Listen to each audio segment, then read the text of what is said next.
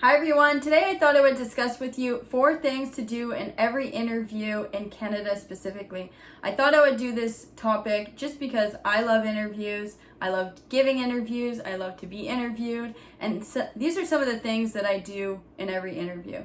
So when I apply for the job and I actually land the first call interview or the in-person interview or the Zoom interview, whatever way you're doing it, is I do some research on what are the expectations for the job or what are the roles and responsibilities. I'll even print out that document, highlight some of the questions or the comments that I'm concerned with or that I need more information about, so then I can be really active in the interview when asking questions.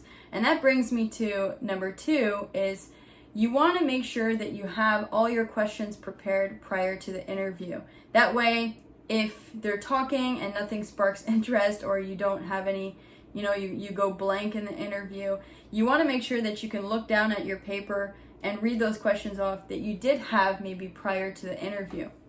This is really important to not only get to know the company, but for them to get to know you. If you just sit there in the room silently and you don't ask questions, it won't seem like you're even engaged with them or even interested in the job. A lot of Canadian companies want to see you curious about what the role is, what the responsibilities are, and just have a full understanding of what you're going into. So this is really important for both sides. I typically in every interview ask about 40% of the questions, and I know that's a lot of talking, but I want to get to know the company that I'm going to work for, and I want them to get to know my personality as well and kind of show off that skill. So that's a great thing that you should automatically always do in interviews here in Canada. Another thing that you should be doing in interviews is after you hear everything and you're really interested in the job, you should summarize why you think you would be a great fit for the role. I don't practice this the first time in the interview. I usually practice this maybe 5 to 10 times with my husband or with a friend or even by myself to a camera, why I think I would be great for the job. This is something that should be practiced. If you're really good at speaking, then maybe you don't need to practice. Just really tell them why you think you would be a great fit for the job.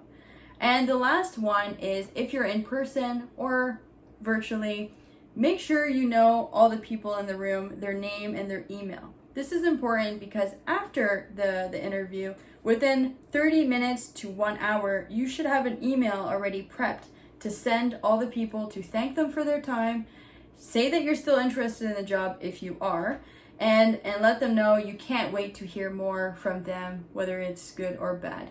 I have some example emails. Maybe I will put it in my next blog to maybe copy and paste and send that off to the person that's interviewing you.